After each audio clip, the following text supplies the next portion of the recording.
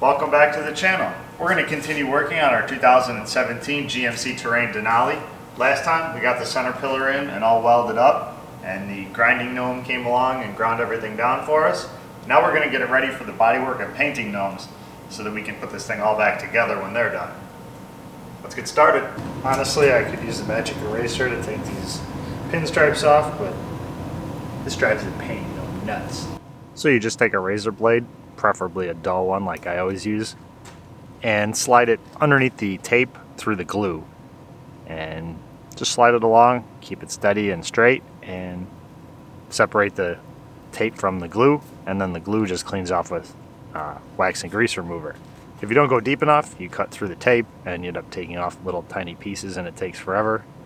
If you go too deep, you end up cutting into the paint, and that's what upsets the painting gnome. And he's afraid I'm always going to do that. But I have a little practice, so I'm pretty good at it. So now we're going to pull off our terrain emblem, and we don't have to make a template for this because Mr. Moneybags here actually has an OEM template he's going to use. So we'll hand those off to the two-sided tape cleaning gnome and let him clean them up. We'll put those on later. There's a little rock chip protector back here. We're going to heat it up. We use the hairdryer since I clearly don't need it for anything else. If you don't live in the frozen tundra of Illinois, you could just leave it out in the sun for a few minutes and accomplish the same thing. We get about 2 of those days a year, and this wasn't one of them. So we're using the hairdryer method. Otherwise it kind of gets brittle and breaks. It's much easier if we warm it up just a little bit. We'll peel off our door edge guard. Now that we've pulled all the sticky stuff off the doors, we can remove the doors. It's easier to take the sticky stuff off when the doors are not moving around. So we'll pull the front door off. We'll unbolt the bolts, starting at the bottom, working our way to the top.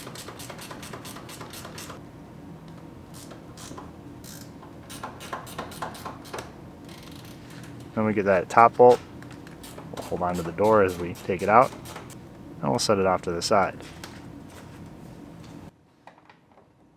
Back door, we'll just unbolt the hinges from the door itself, unlatch the door, and wander around the shop for a while looking for a place to put it. And now we're going to send the truck over to our bodywork gnome, let him take care of all of our weld spots and a couple of holes we had to weld up for where the sill plates went. We did put the hinges on. We primed underneath them, and then we scuffed it down. Then we bolted the hinges on where they were going to stay. Then we unbolted them from the door. That way we don't have to realign anything.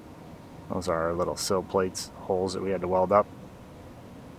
The painting gnomes were here, so they edged out the inside of our door openings and the inside of our pillars. Now we can throw our doors back on. We'll strip everything down so that they can paint the outside. One of the gnomes got a little overzealous and already pulled the wheel liners off, so you don't get to see how that goes. You get to see how it goes back in, unless he gets to that before I do. So let's get our doors back on. So we'll throw our rear striker in first. Bolt it in. And we'll put our door gasket in. That way if we put the door up, we're not bumping it into the fresh paint and upsetting the gnomes. Besides, we have to put the gasket in eventually anyway.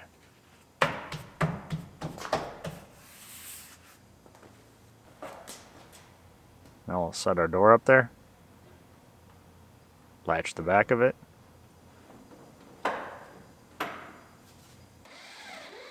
Line up the front, bolt it in. It's self-aligning, so I hope it's in the right spot.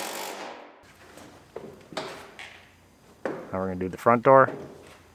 This one's a little bit difficult because we didn't want to take the fender off. So we'll line up the hinges. We'll start the bolts on the bottom because I don't follow my own rules of starting at the top. The bottom will hold it steady for us. And we'll get the top one in and we can relax a little bit. Guess I need an extra workout today. It's sitting on my knee, and I kind of use my foot to lift it up and down and level it out. People say I should use a stand, but that's actually more difficult for me. So we'll tighten up all our bolts, torque them down, click, click, click, click, and close our door. Oops, forgot a part. We'll put our striker in. These are self-aligning, but if you run them in and tighten them up, it'll actually move the bracket that's inside the pillar. So you run them in slowly, they'll self-align, and then tighten them up. Now we can close the door. And you look, it latches with a striker in there. So if you're wondering what's with all the primer on here, well, there was a door ding down there that we took care of, no big deal. But we did have some pinstripes up here and some little protective film back here. And when they've been on there a while, the sun eats away the clear, but underneath those pieces where it's actually blocked from the sun, it doesn't eat into the clear. Then when you peel it all off, if you sand it and you don't sand it all the way through all that, you end up with lines that kind of reappear like little ghost images. So to take care of that, we just D8 it down real quick with 320. We prime that little spot, and then we'll just block sand the whole side, and we won't have any issues at all. It only takes an extra few minutes, but rather than having our lines come back and having to repaint the door, saves us time in the long run. Might not have been an issue, but now it definitely won't be an issue. So now that our pinstripe public service announcement is over, we're going to continue tearing down our truck here. We're going to pull the bumper down, just the edge of it, so that they can paint up to the fender. Pull the bracket off for the bumper. It also holds the bottom of the headlight in. Fish it out of there. And bolt the headlight. And we'll unbolt the bumper. Top of the grill. It's actually all one piece. Pull it out a little bit so we can get our headlight out.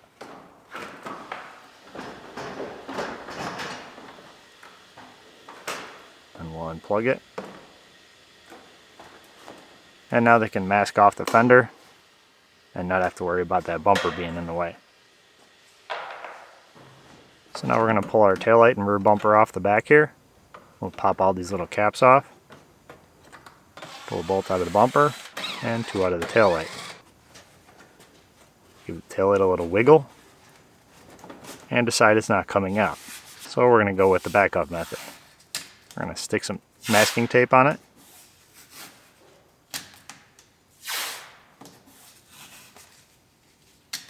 Masking tape is about to become a handle.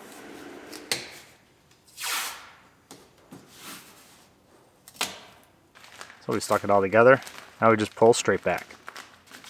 Give it a little wiggle at the same time. And it pops out. And we can unplug it. Sometimes if you can't get your fingers in there, that's a good way to do it. Doesn't break anything. And sometimes that plastic just doesn't want to give up the fight. And we can unbolt the back of our bumper. A little wiggle and pull. Pull the bumper out of its brackets.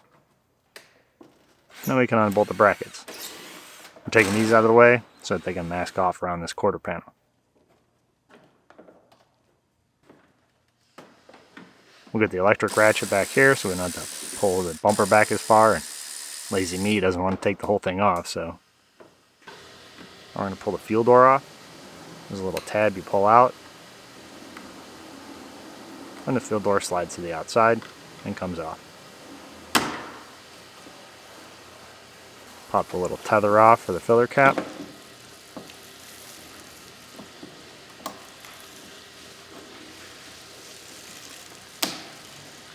Now we'll open up the filler cap and lose about $5 worth of fumes. Now we'll pop the fuel door bezel out of there. Now we'll put our cap back on so we don't lose any more fumes.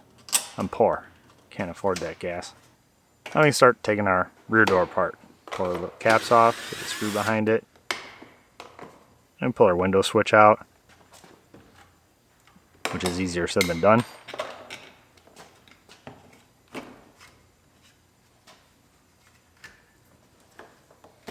couple of screws behind that. And we can pull our door panel off. Disconnect the handle.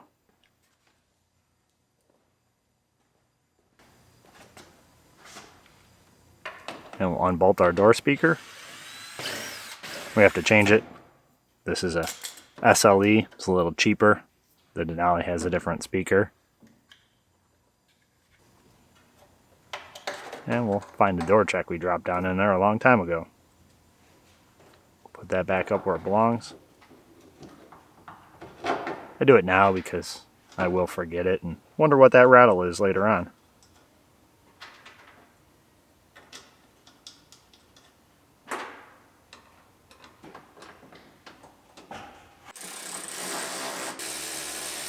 We bolt it in. And now we can finish taking our door apart. Pull the water barrier down. Unbolt the bottom of the regulator. We'll plug in our window switch and our door harness. Lower our window. And we'll pull the window out of the regulator. Lower the regulator all the way. And then we'll set the window down. Try not to drop it, shatter it. Pull the trim off around the top of the window. Pull off our window sweep. Then we pull off our window channel.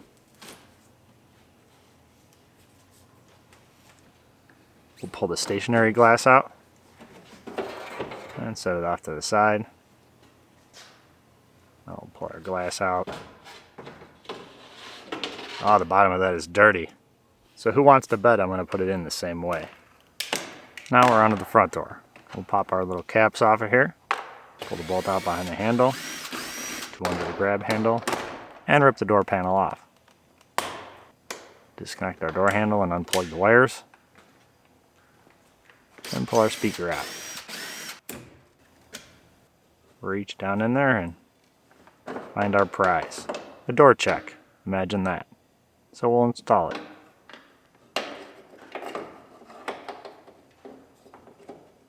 Unbolt our window regulator. We're going to plug our door back in. Just temporarily. We're going to have to change this harness. While we're here, we'll bolt our door check in.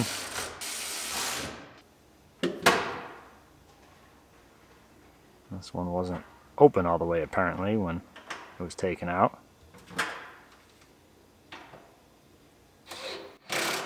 Tighten it down. Pull the trim off around the top of the window. And our window sweep. Put the door panel bracket back on there. So we don't lose it. Unbolt our mirror. Wiggle it out of there. We'll plug our door panel back in just so we can lower the window down.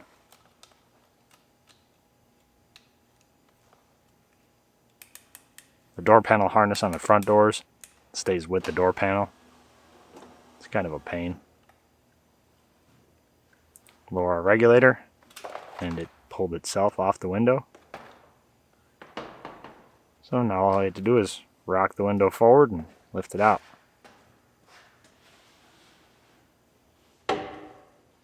And we'll go set that somewhere where hopefully I won't break it. It's also pretty dirty. Not going to clean that one either.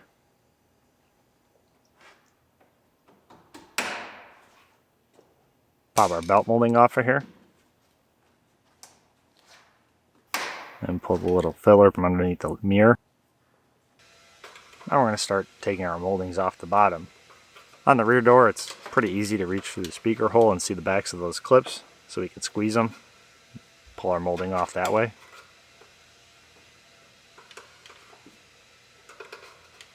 Once we get started, we'll close the door a little bit and work our way across. Push one side till it unclips, then push the other side till it pops off.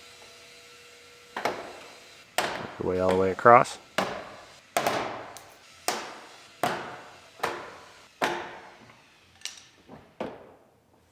We'll pull the little gaskets off that got stuck to the door, stick them back on our clips.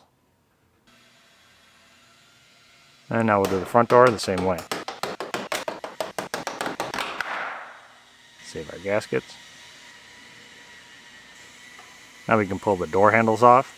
We'll pop the little cap out, unscrew the cap for the outside, pull the door handle back and unlatch it, pull our gasket off.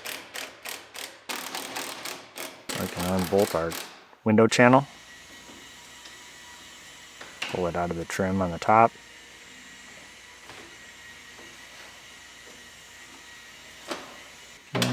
Rotate the channel until it comes out of the door. Probably take out that other screw, make it a little easier.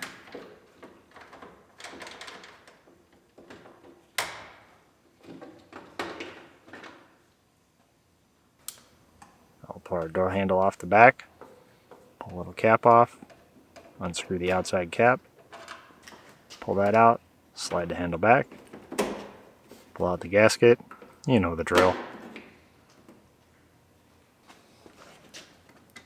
Pull our belt molding off the rear door. And now we'll pull the gasket off the window.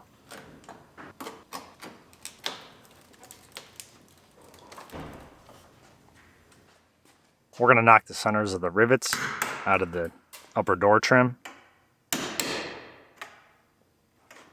And they're going to end up inside the door to rattle for a while. But after you open and close the door a few times, they fall down to the bottom and you can just take them out of there. Or if you take the doors off again, you just kind of shake it around like a maraca until they fall out. You pop the centers out because they're steel. The rivets are aluminum. So when you pop these out, it's easier to just knock the heads off the rivets when there's nothing inside them that's strong.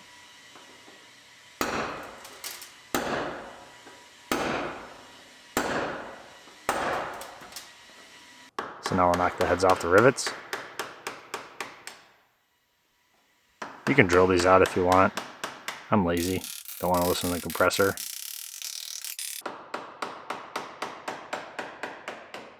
So once all the heads of the rivets are knocked off, you can just pull the trim out.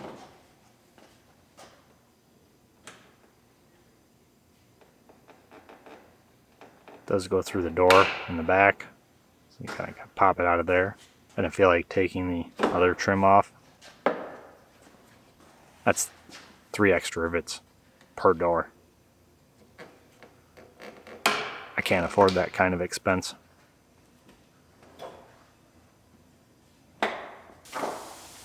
So our doors are all stripped down. We might as well throw our curtain airbags in here. So we slide the main body of it. There's a tab on the back. Slide it in and bolt the back of it in. And we'll just bolt it up all the way along. Put our clip in. Bolt up the front half and put our clip in. And plug it in. And hope it doesn't explode. Now we'll pull the curtain bag off this side. Hey, look who finally got the lighting right. Now you can see what I was doing. I did pull the quarter glass out, but the camera guy, since he was so worried about the lighting in here, forgot to press record when we were recording that part. So you don't get to see it, but you'll have to believe me, I took it out.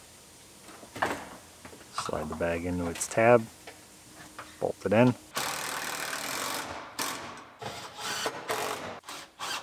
Clip in there, the rest of our bolts. Pretty simple.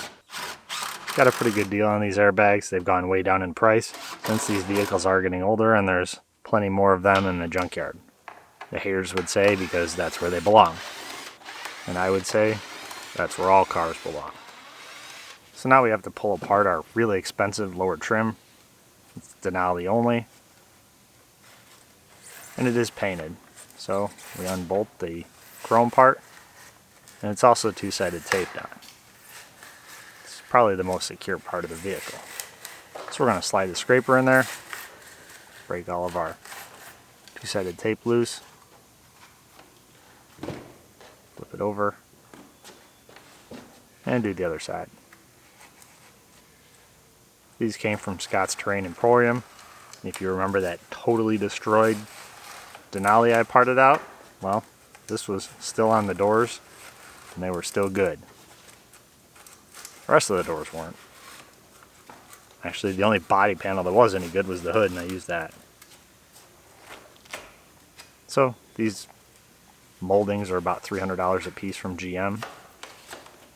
Used ones are kind of hard to find, so it saved me a few bucks. We'll unbolt the rear.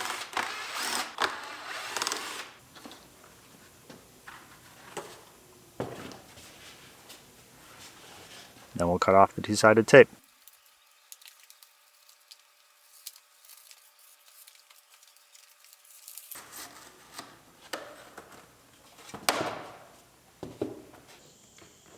Now we're going to get our passenger seat all ready to go back in for when the painting gnomes are done. We'll pop this cover off the back. There's 2 tabs in the bottom. You just push up until they disengage, and that whole panel slides down.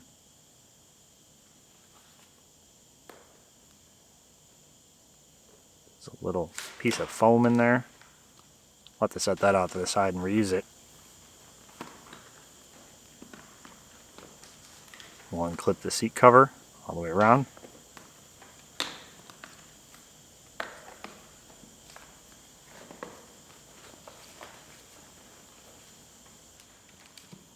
Unclip the seat cover from the bottom of the seat. There's just little clips that clip on the springs. They're in elastic, so they just pull tight.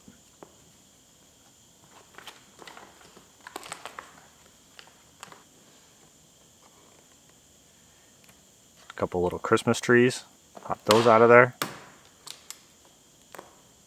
And I can pull the back off the seat. A couple tabs in the bottom, you just release those. Then it unclips.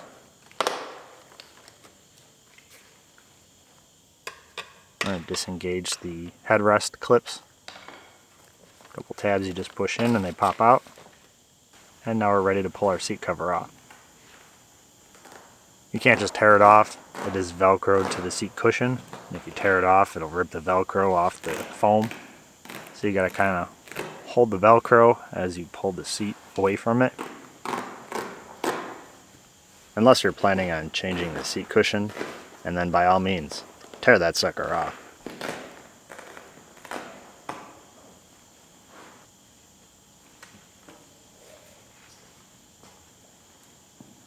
I'll slide the bottom of it through.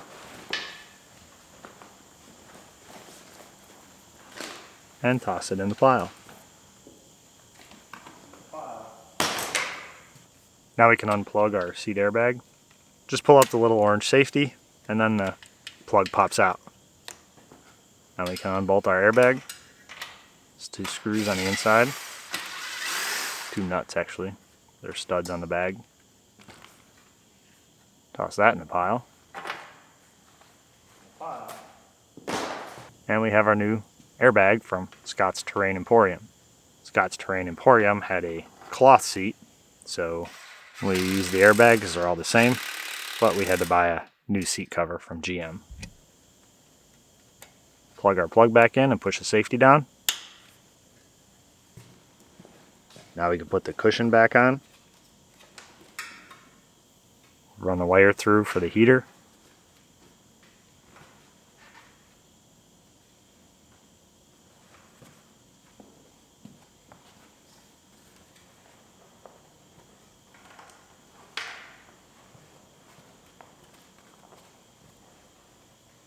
Plug in our seat heater. You can put the cover on here ahead of time, but every time I do that I end up with wrinkles, so I put it in this way. We'll set our cover up here. And this fabric piece goes around the airbag, back behind the seat frame itself. This is why it's important to get new seat covers and not re-sew the other ones, because there's actually a lot of engineering that goes into a seat cover, believe it or not. So once the airbag deploys, they're not reusable, despite if you can make it look like it did before. We'll pull that clip around, we'll get it in place, and we'll snap it together in a minute.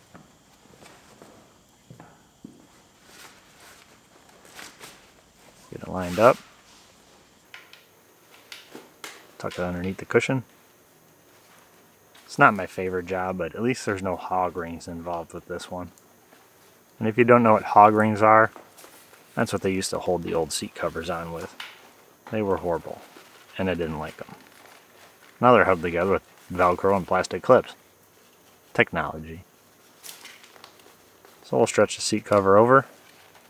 We'll save pushing it into the Velcro for the end. There are some wrinkles in it, and they will come out after you sit in it a couple times and goes through a couple heat cycles. And we can clip in our piece that goes around the airbag and seat frame itself. Put our backing on, slide the top into place, and clip in the sides and the bottom. Now you can put a cover around it.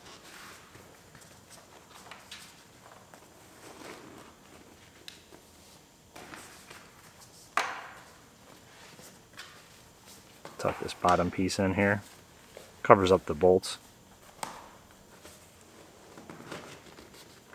We'll clip on the inside. Clip on the top of the outside.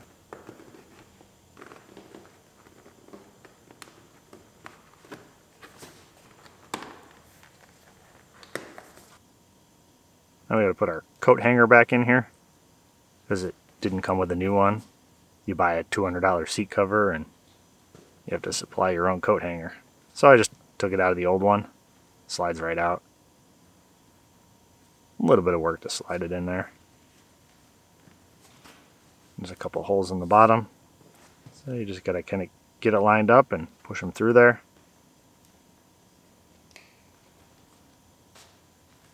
Do the same thing on the other side.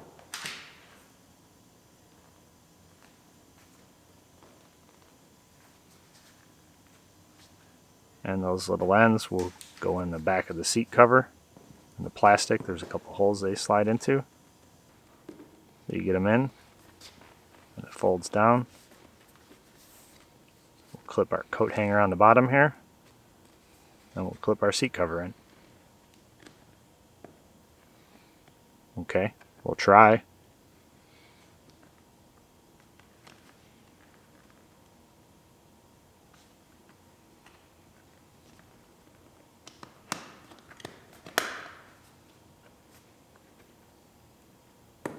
You can do it.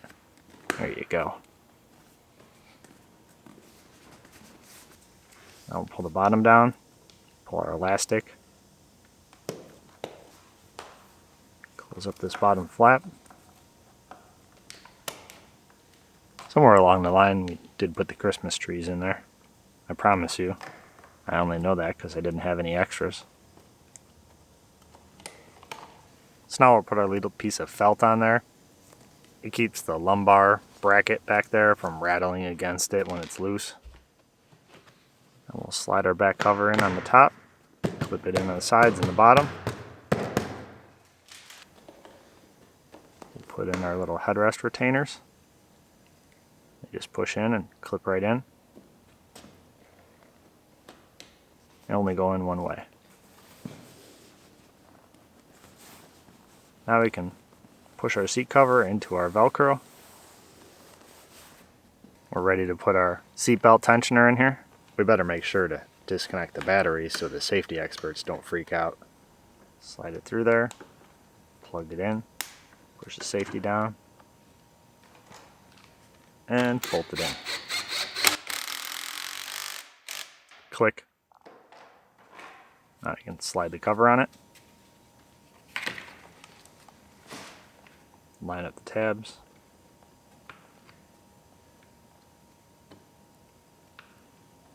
It generally likes to clip into one tab and not the other, and then you have to take it off again, and then the other tab clips in and not the first one, and you go back and forth, so it takes a little while to get both of them lined up and both of them clipped in. Or maybe it's just me, but that's how it usually goes for me. So I take my time to make sure both of them are lined up. And then you got to push it in there, which is easier said than done.